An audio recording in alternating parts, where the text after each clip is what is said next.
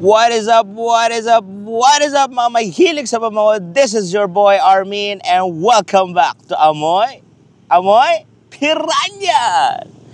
Okay, for today's episode, before ko umpisahan itong review na to, since matagal na ako hindi naglalabas ng video, I think almost 3 weeks na yata, I've been busy with my indie artisanal brand which is Ravash Profumi, and busy din ako sa bagong brand na nilabas ko na ipapakita ko sa inyo ngayon. Kasi sobrang busy ko talaga. So pagpasensyaan nyo na ako, hindi ako nakakalabas ng video. Pero I will do my best pa din na maglabas ng reviews out there for you, fragrance family. Okay? Mga fragrance enthusiasts out there.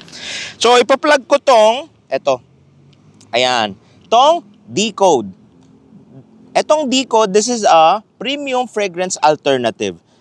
Para sa mga hindi pa nakakaalam, these are totally, it's a different na mga inspired perfume sa mga hindi, mga abot kaya lahat ng mga tao sa halagang introductory price pa lang kasi yung nilagay ko ngayon sa market. 299 to 349 pesos. So the red color represents, ayan, the red color represents for women siya, okay? And the black naman represents for men, okay? So, baka may mga iba nagsasabi, nasaan yung pangalan ng inspired perfume na kinirate nyo, Sir Armin? Nasa likod siya nakalagay. Ayan, sa likod. Okay? So, check nyo na lang doon sa likod. So, itong introductory price pa lang. So, habang hindi ko pa siya nilalagay sa Shopee account ko, try nyo na lang to get that opportunity. Okay? Huwag nyo sayangan yung opportunity. Kagatin nyo na lang. Okay?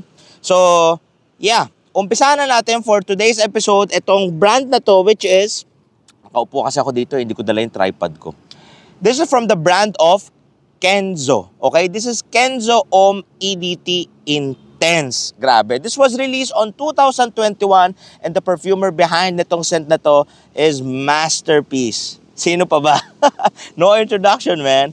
Kenten Bish. So si Kenten Bish, mga kinirate yung mga pabango. Marami na siyang kinirate na pabango pero hindi pa siya ganong kakilala sa fragrance community. Okay? So, kasi bago-bago pa lang siya, hindi pa siya ganun sikat, pero I think sumisikat na siya at lalo pa siyang sisikat. Okay? Hindi lahat ng mga tao na-appreciate yung mga creation niya, but I think he deserves more love in the fragrance community. Lalo na, syempre, he get a lot of tons of love already na kinirate niya yung Masterpiece from the brand of Marc Antoine Barrois. This is Ganymede Eau de Parfum. Ayan, okay? So, bakit ko siya dala ngayon? Para pakita ko sa inyo na ito din yung one of the creations na kinreate niya sa isang niche brand, okay? So, itong brand naman ngayon na i-review ko sa inyo, itong Kenzo Homme EDT Intense, nag-release sa 2021 pero hindi siya ganun masyado kilala. So, dito sa Pinas, paano ko siya nakilala itong fragrance na to? This was, may nag-review isang member from UK, his name is Matt, from the YouTube channel of Questioning Scent. So from dun sa review niya, sabi ko, parang mapapa-blind buy ako nito ah. Kasi not only yung mga ibang recommendations siya, na iba minsan okay sa akin, mga iba minsan hindi okay, unless you try sa skin mo, okay? Sabi ko, okay, anong gagawin ko dito? Magba-blind buy ba ako? Or try ko muna maghanap sa group kung may mga nagbebenta? So, nag-search na ako, naghanap-hanap na ako. Wala akong mahanap na may nagbebenta. Until, speaking of Kenzo Homme EDT Intense, may nag-post sa group. Sabi ko, oh my God, sobrang mura. So, kinagat ko na, binili ko na. Then, from doon, bumili na ako ng mga backup bottles ko. Ayan, ito yung pangalawa. Makikita nyo, the juice level, ganun ko na siya nagamit, okay? Then yung third backup bottle ko, parating pa lang. October darating or December, galing siyang US, okay? So mamaya ako sasabihin kung kanino nyo to kukunin, okay? Okay, let's start now. So top notes, we have Calypson, Pink Pepper. Dito naman sa middle notes, we have Fig and Fig Trees. And we have also Vetiver. Dito naman sa base note, we have Akigala Wood and Sandalwood. Oh my God, man. So, ang inspiration ng Kenzo dito na kinreate nitong bote na to save 34% of the plastic, okay? And 10% recycled glass yung ginamit nila dito. Okay? So, makikita nyo naman dun sa presentation ng bote na yan, yung cap niya, bakit putol? Pinutol mo ba? No, hindi ko siya pinutol. This is the inspiration ng Japanese sword na gumagamit ang mga samurai sa Japan. Okay? So, parang pinutulan mo yung bamboo, pinutulan mo ng katana. Yung katana, pinutol yung bamboo. So, ganito yung kalabasan ng bote niya. Actually, lahat ng mga Kenzo bottles, very artistic yung datingan ng mga kinikreate nila. It's very underrated designer brand. Itong Kenzo na to, wala din, doesn't get much love in the community, okay? But I think they deserve to get more attention, to get more love, na pansinin natin tong brand na to. I think this one, itong Kenzo na to, it's, my goodness. Umpisaan na natin ang review ng Kenzo Ohm EDT Intense. So ito, from the blast, initial opening pa lang, you will get that parang nasa dagat ka, nakaupo ka sa dagat, you're just sitting in the beach, yung simoy ng hangin ng dagat, makukuha mo talaga dito. Okay? Yung blast ng air, breezy air ng dagat, yung parang nagbabad ka sa beach, tapos nag-swimming ka sa dagat, tapos after nun, you just stand your body, that's the scent, na may pagka-salty dun sa skin mo. Ganun yung amoy nitong scent na to. But syempre, there is a transition, there's a story behind nitong scent na to. This is just my honest opinion. Kung ano yung mga nakukuha kong notes, sasabihin ko sa inyo right now. Ang mga nakukuha ko lang dito, initial opening pa lang, you will get that calypson accord. Okay? Itong calypson accord or calypson note, this is it's a Givaudan molecule na ginagamit ng mga Givaudan perfumers, itong calypson. So what is calypson? Itong calypson, it creates that watermelon effect. Watermelon effect, may pagka-herbal din siya, and it has that breezy air din, okay? Itong calypson. You will get that blast of pink pepper then, which yung pink pepper, nanggagaling yan doon sa Akigala wood. Okay? What is Akigala wood? Itong Akigala wood naman, this is made from it's derived from patchouli essential oil na it gives that facets ng agar wood, it gives that facets ng pink pepper, and it gives that facet ng may pagka-spiciness. Itong Akigala wood. So, dun sa initial opening pa lang, makukuha mo na yung pagka-Akigala wood niya. That's coming from the pink pepper. Then, dito naman sa middle notes, so pag nag-transition na tayo sa middle notes, medyo mawiwirdohan ka na talaga sa middle notes niya, going to the dry down. So, sa middle notes, may makukuha kang parang pagka-weird na, ano to? Ano tong naaamoy ko dito? May pagka parang maasim, may pagka-sweetness din, that's coming from the fig.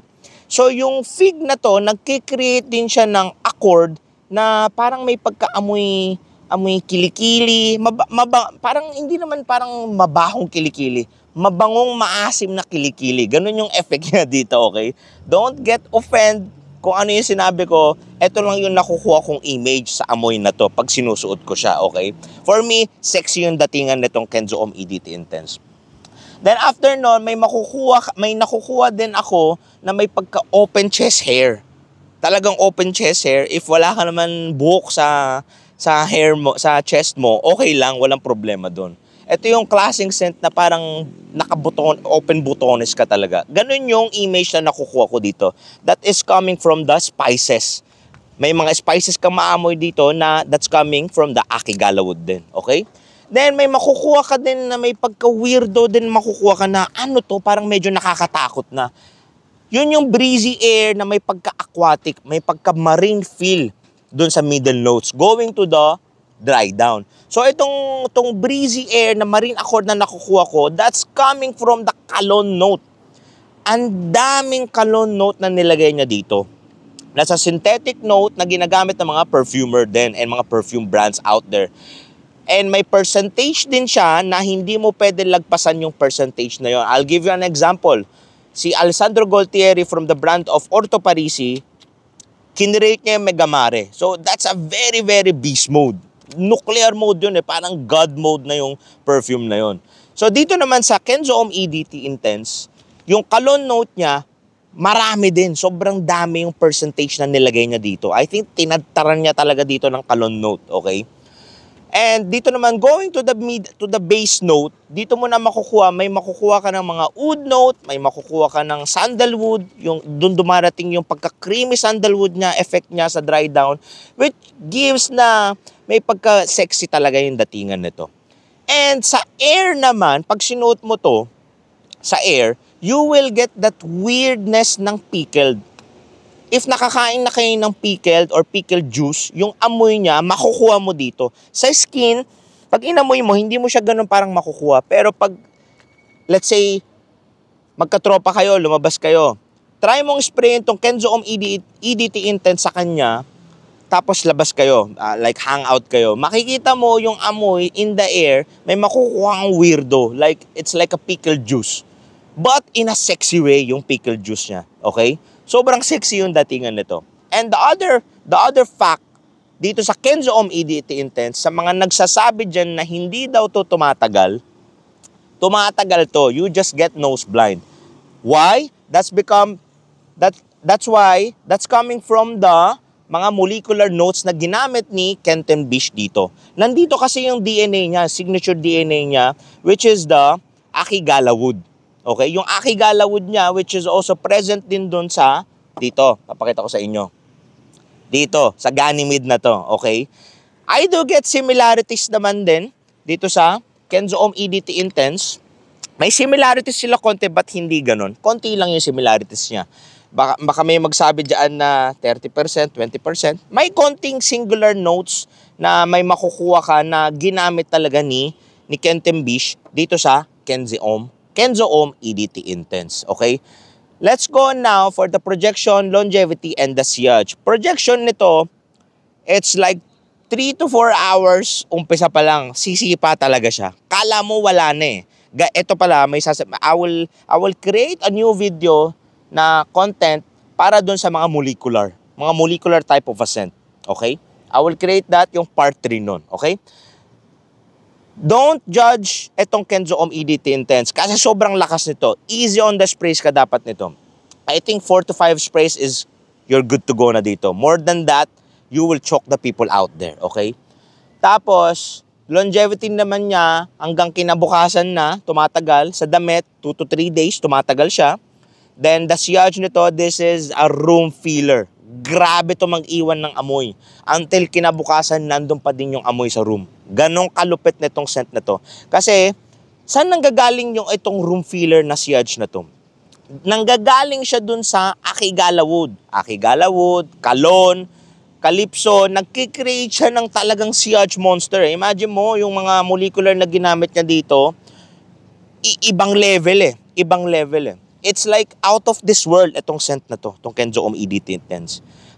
Pag naamoy ito ng ibang tao, sa mga bago pa lang na mga mahilig sa mga aquatic, magugulat kayo kasi it's like parang wala ka pang naaamoy na gantong klaseng aquatic. It's totally different, okay? So I highly recommend, samplein nyo muna to, itong Kenzo Om EDT Intense, kung sino man meron sa group na nagbebenta or kung walang nagbebenta ng decant na to, try nyo na lang i-message si Mr. June Sibayan. Okay? So, sa kanya ko nakuha itong Kenzo Om EDT Intense, itong second bottle ko. A big shoutout to you, Brother June Sibayan. And I'll just put his Facebook link dito sa description down below para sa kanya kayo kukuha nito. Kasi sa mga ibang sellers, hindi available ito. Or try nyo na rin tanongin sa mga ibang sellers if they sell this one. Okay? So, I highly recommend it. Check nyo to. Super panalo, and I believe 3 to 4 years from now, magiging parang Invictus Aqua 2016 to. Promise, I promise you. Maybe, I believe na magiging sikat to, tataas yung value nitong Kenzo Om EDT Intense, maybe 3 to 4 years from now, or 5 to 6 years from now. Tataas talaga siya. Maniwala kayo sa akin. Kung hindi tumaas, it means it didn't get that much love. Okay? So, check nyo tong Kenzo Om EDT Intense, okay? May mga iba din na they love Kenzo Om EDP, but hindi ko siya ganun ka gusto kung Kenzo Om EDT. Yung EDP pala, sorry. I prefer the Kenzo Om EDT Intense kasi mas pasok siya dito sa Pilipinas weather natin. Okay? And for the occasion, saan nyo pwedeng suotin tong Kenzo Om EDT Intense? You can wear this one on a hot summer days. Pwede nyo rin tong suot on a night events. Pwede nyo rin tong suot for everyday errands. But for the office, I suggest please don't. Okay? And this one is good for casual. Pwede rin siyang semi-formal setting. Itong Kenzo Om EDT Intense. And pwede rin siya, I think, it's a ito din pala masasabi ko sa mga kinikreate ni Kenton Bish imagine mo yung Ganymede. Ito pakita ko sa inyo. Itong Ganymede na to, for me, it's like a panty dropper. Like talagang, it's it's a kind of scent itong Ganymede na to na it has a different vibe, different character pag nagsusuot ng tao. Itong Ganymede na to. Ito naman si Kenzo Om EDT Intense, it has a different vibe din. Iba yung datingan nito pag anong kinikreate ni Kenton Bish, my goodness, mapapamura ka talaga, sa mga kinikreate niya. Ibang datingan talaga. Try nyong explore ang mga kinikreate ni Kenton Bish.